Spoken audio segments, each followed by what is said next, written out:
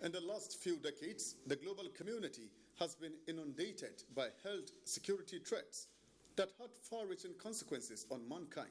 Socio-economic impact of emerging diseases of epidemic and pandemic proportions from H5N1 avian influenza, SARS, MERS, tropical and infectious diseases, and the COVID-19. With the emerging Delta variant as well as threat of a third wave have been enormous. This have exerted pressure on weak, limited and fragmented health institutions suffering under the yoke of population explosions, conflict and other numerous challenges to detect, prevent and respond effectively to infectious diseases, modern, biological, chemical or radioactive disasters. This is a focus this afternoon on Panorama from the studios of NTA Maiduguri Network Center. My name is Abubakar Muhammad Musa.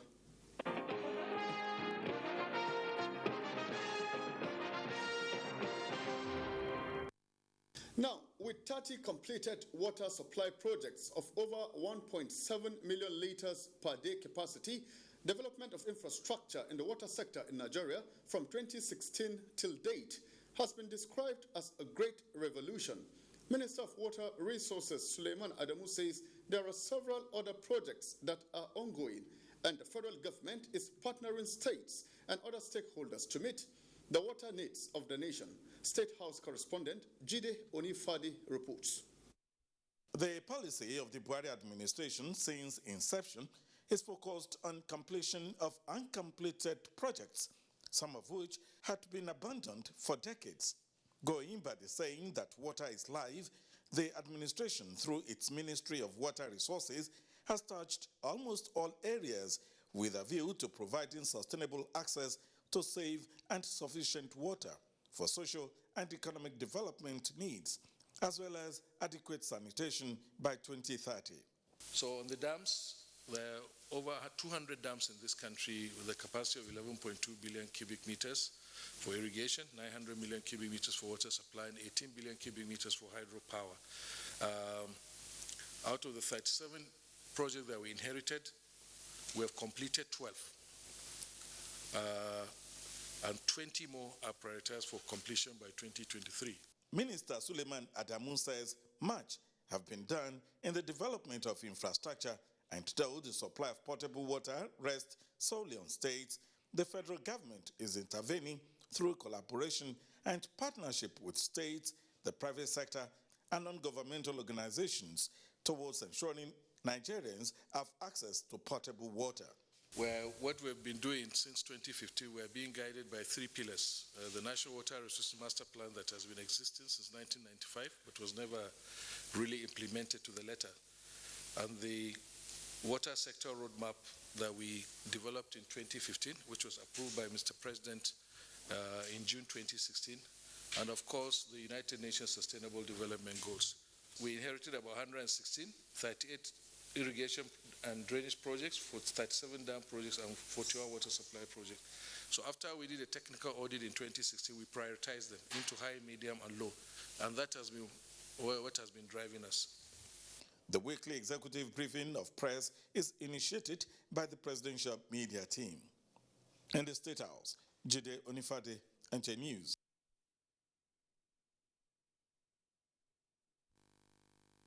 To stop importation of petroleum products through the rehabilitation of refineries has again received a boost with the approval for the rehabilitation of Warri and Kaduna refineries. Lydia Sampson has more details.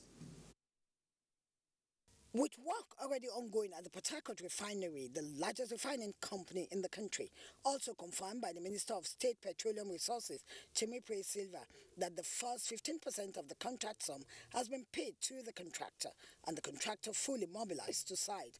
The Kaduna refinery, completed and commissioned in 1980, like the Warri refinery, it was a modern conversion refinery with two parts, a 50,000 barrels per day plant and a 50,000 barrels per day lubes plant for production of lubricating oil blend stock waxes and bitumen, while Warri Refinery and Petrochemical Company, on the other hand, was the first Nigerian government wholly owned refinery commissioned in 1978. It was built to process 100,000 barrels of crude oil per day, but was later debottlenecked to process 125,000 barrels per day in 1987. Essentially built to add value to some of the refinery byproducts such as propylene-rich stock and decant oil. Ironically, the refineries has not been producing at optimal capacity. This has in no small measure continuously contributed to the importation of petroleum products. The approval by the Federal Executive Council of contracts for the rehabilitation of Warri and Kaduna refineries at the combined sum of $1.484 billion, and the completion of the rehabilitation of Warri and Kaduna refineries will be in 3 phases. 897,678,800 US dollars for Warri refineries and 586,902,256 US dollars for Kaduna refineries. The first phase is projected to be completed within 21 months. In 23 months, phase 2 will be completed, and in 33 months, the full rehabilitation will be completed. This is projected to play a critical role in changing the narrative of spending of huge foreign exchange on importation, as refining will be done in country. The Federal Executive Council also approved the acquisition of 20% minority stakes by the NNPC in Dangote Petroleum and Petrochemical Refinery to the sum of $2.76 billion. In Abuja, Lydia Samson, NTA News.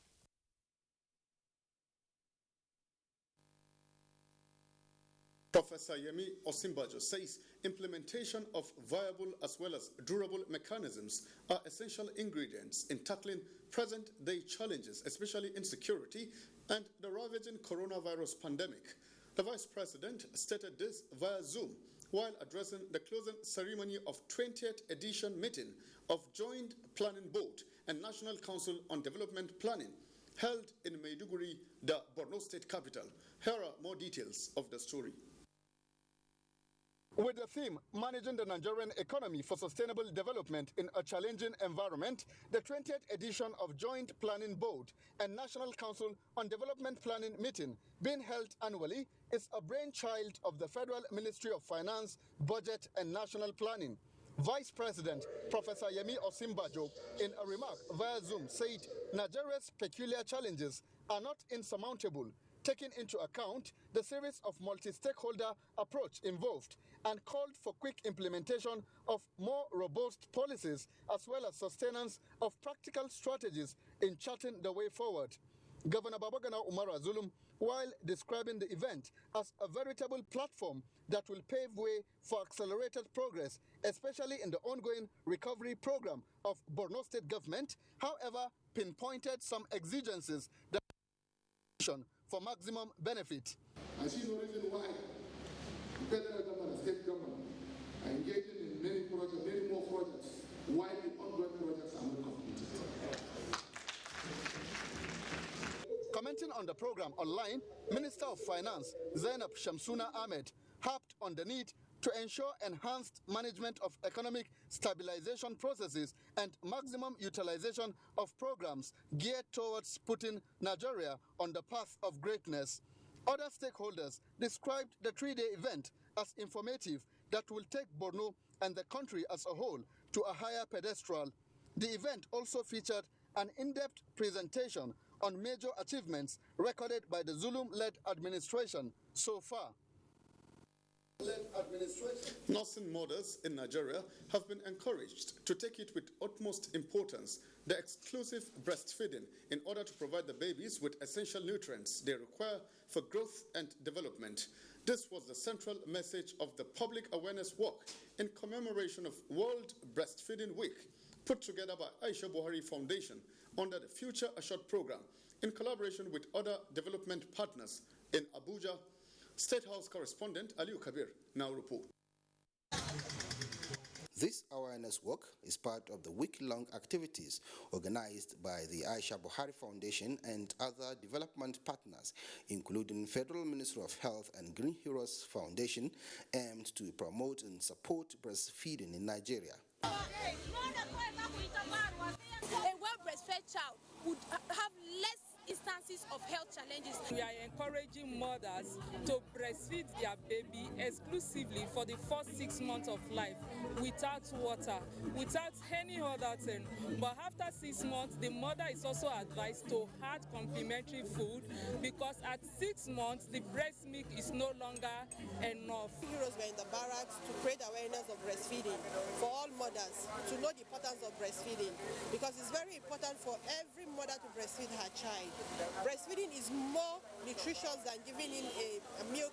This year's theme, Protect Breastfeeding, a shared responsibility, is a catalyst to encouraging breastfeeding, improve the health of babies, and adding value to the nation's growth and development. From the State House, Ali Kabir, NTA News. You're on to Panorama on the largest television network, NTA. Let's take a break now, but we have more reports for you as soon as we return.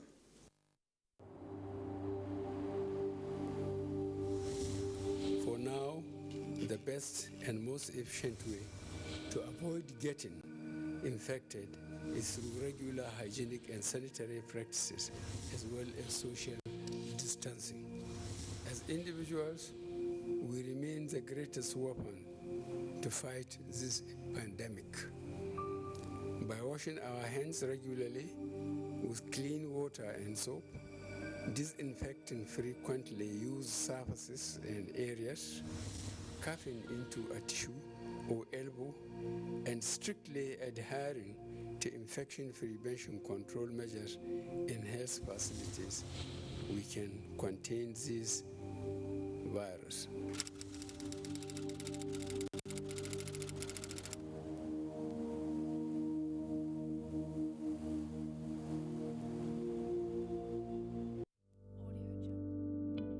Coronavirus is real.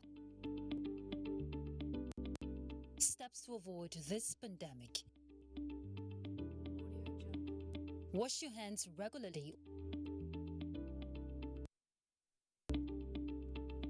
or sanitize your hands. Keep social and physical distancing.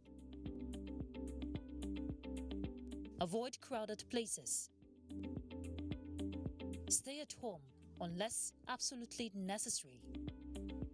Don't touch your eyes, nose, or mouth if your hands are not clean. Avoid the spread of coronavirus. Coronavirus is real.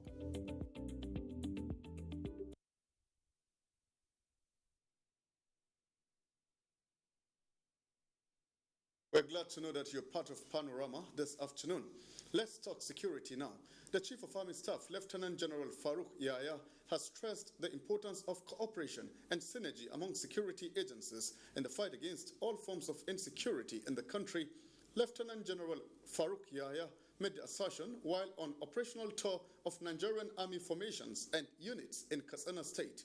Dauda Muhammad has the rest of the story.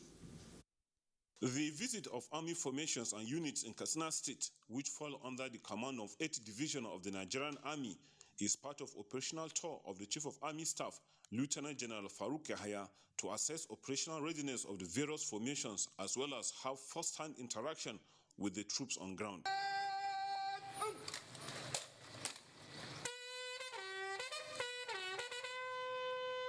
While at the Katsina State Government House, the Chief of Army Staff appreciated the state government for the support given to the Nigerian Army and assured that strategies on ground will be sustained to bring an end to security challenges in the state.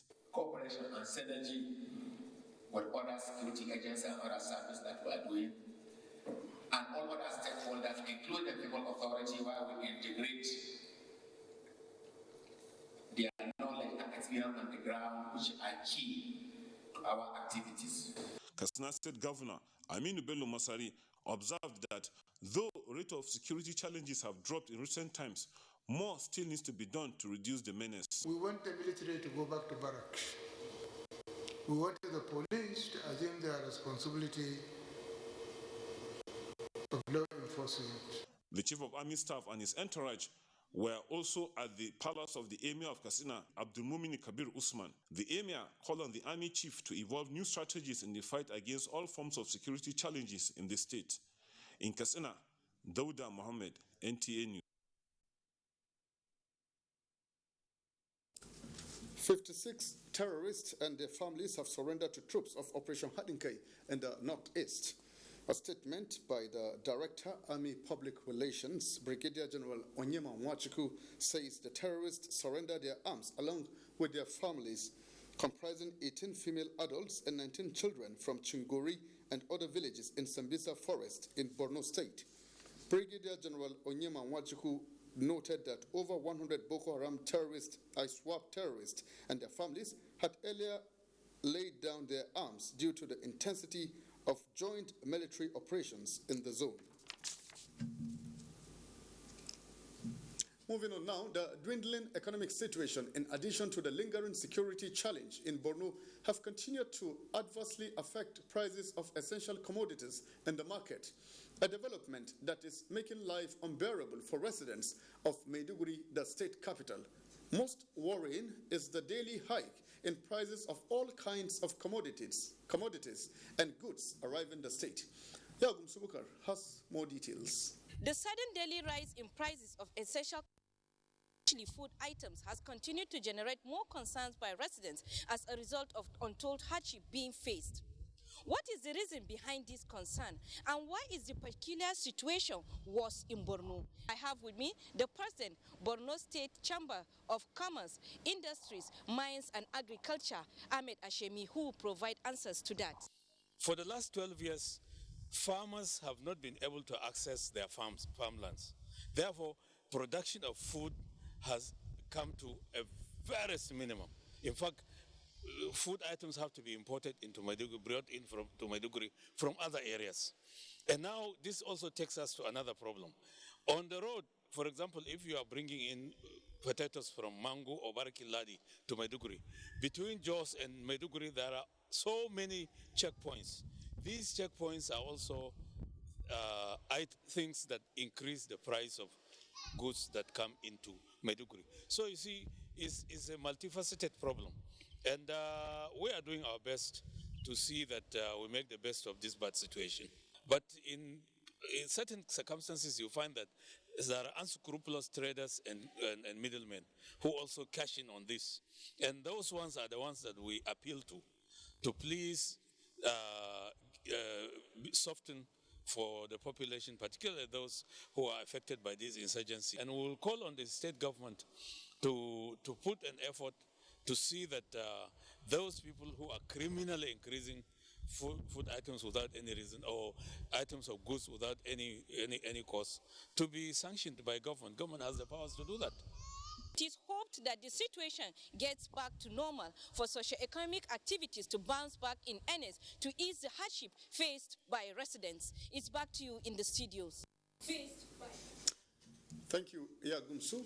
Now, the need to raise the bar of health service provision has been identified as a key requirement that will ensure health security, especially with emerging threats of diseases and other ailments. Pauline Kujevana takes a look at efforts to improve and modernize health institutions at the primary, secondary, and tertiary levels to meet globally acceptable standards in service delivery. Health security entails enhancing public health and well-being of the population through equitable distribution of hospital equipment and medical personnel. Healthcare facilities in Borno State have had a share of devastation as a result of emergency. Hence, government resolved to rebuild and rehabilitate destroyed structures to meet the health needs of the citizenry, in addition to equipping the hospitals with state-of-the-art facilities. With the coming of the third wave, we are ever ready to manage all this. And one thing I would like us to know that Borno State is bordered by some of the countries. At the border, we have our public health workers that before you even come in, you must be tested. We are ever ready for any outbreak. Out of the 38 hospitals under the Borno State Hospital Management Board, 23 are functional, 7 rendering skeletal services, with 8 non-functional. Of recent, we have engaged 140 nurses, those that have retired, and also 45 specialized nurses that have also been retired from services back to the system. Despite the security challenges, the state government is doing everything possible.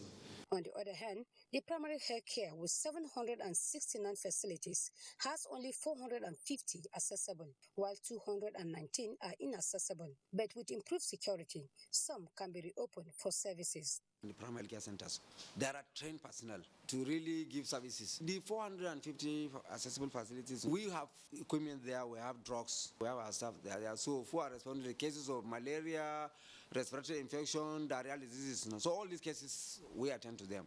Once a case is detected anywhere across the LGS, the rapid responses are always available to respond to it.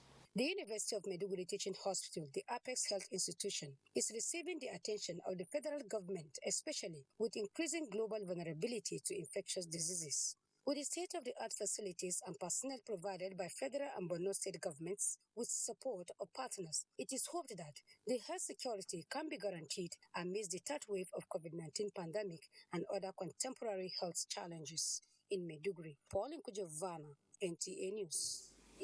There is clearly a marked spike in cases of COVID-19 with the Delta variant, a major threat to health security as the third wave makes landfall in more communities. This has led to increased vigor, drive, and agitations for upgrading of facilities, increased manpower, training of health workers, and response to surmounting emerging threats. How can we minimize global vulnerability to infectious diseases so as to enhance public health security? Now, with me to discuss this issue on Panorama this afternoon is the Chairman, Medical Advisor, University of Maiduguri Teaching Hospital, Professor Mala Bukar Sandabi. Sir, it's a pleasure to have you join us on Panorama this afternoon. Thank you for having me. All right. To start with, what are the weaknesses inherent in our health institutions from the primary to tertiary levels that may impede readiness to tackle emerging threats? Well, let me start with the tertiary level. Most of the weaknesses or the major challenges are the manpower and funding. Manpower in such that, yes, we have many training institutions in Nigeria, but because of the funding issue, not many personnel were trained at the same time. So currently, the level of manpower we are operating at, that is adequate according to WHO definition of patients-doctor ratio or nurse-doctor ratio, we are at less than 40% capacity. And because of that, if there's any major challenges like the current COVID-19, we can tackle it. But if the wave, particularly the third wave, with the Delta variant that is highly infectious, comes down to Nigeria in full force, I'm afraid we don't have that much capacity to admit and then to manage patients effectively. Because of the facility we have are limited, the manpower, the specialized manpower are also limited, then the funding is not adequate currently. Because even some of the developed countries that have similar wave currently are battling, particularly the Delta variant. India, with all its manpower and infrastructure, has suffered a lot, leading to more mortality. But currently in Nigeria, although we have the Delta variant in Nigeria, but it's not much, and now we are at the level that we can cope with it, we can manage it effectively with the limited trained manpower we have and with the limited facility. Like in University of Maiduguri Teaching Hospital, we have robust manpower, trained manpower, we have equipment, and then the infrastructure can accommodate up to 36 critically ill patients. Oh, okay, doctor, tell us, how can we modernize, standardize, and enhance, service provision by health institutions to meet contemporary challenges? Well, first is the will of the government to modernize by increasing the funding. Once it means we have to purchase infrastructure, we have to purchase equipment, build more infrastructure, train more manpower anywhere in the world, and then open more training institutions in the country, because currently if our population is rated at about 200 million, and most of our medical schools here graduate only, the highest is 150 to 200. That's the biggest medical school, graduate not more than 200 per annum. And total combined is not up to 5,000 that we graduate per annum, which cannot cut out. And then even with this, most of our graduates are leaving the shores of the country because of one reason or the other. So the first thing is to improve the welfare of the health personnel, increase the number of health personnel, increase the funding, increase the training centers, and then increase the facilities. With this, I'm sure Nigeria can cope. We can even export manpower if we get it right. It's interesting to hear that. Okay, just briefly, Doctor, as a tertiary medical institution and a research center, what new developments are in place or underway in the University of Maiduguri Teaching Hospital to boost service provision? Just in one word. Yeah, in the last 2 years, we've been increasing our infrastructure. We have built trauma center. We have renovated our isolation center. We have built an ICU for COVID-19 patients. We have built a new molecular laboratories. We are currently building a stroke center, which is the first of its kind in Africa. And we are also building a child institute, which will cater for everything, all children-related illnesses. With this, we'll be able to cater for specialized manpower, particularly in the northeastern part of this country. Interesting, Doctor, and our best wishes to you. We appreciate you for being part of Panorama this afternoon. Thank you. We've been discussing with the Chairman Medical Advisory Committee, University of Maiduguri Teaching Hospital, Professor Malabukar Sandabi. Let's move on now. The Nigeria Center for Disease Control, NCDC, has announced 566 new cases of COVID-19 in Nigeria within the last 24 hours. The breakdown of the new cases from 12 states indicates that Lagos State tops the daily statistics with 283 new cases, while Akwa Ibom follows with 88 new cases, Oyo and Rivers 62, FCT 18, Ogun 17, Ekiti 12, Kwara 11, Plateau 6, while Zamfara. The day's tally is, however, completed by Kaduna and Katsina states with 2 new cases each. With this development, Nigeria now has 176,577 total confirmed cases of COVID-19, out of which 165,323 have been treated and discharged, while the death toll is now 2,178. And just before we leave you on Panorama, don't forget to stand with the Nigerian Television Authority in its ongoing war against rape and rapists. And from the Panorama team from the NTA Maiduguri Zonal Network Center, my name is Abubakar Mohammed Musa saying, do have a nice day.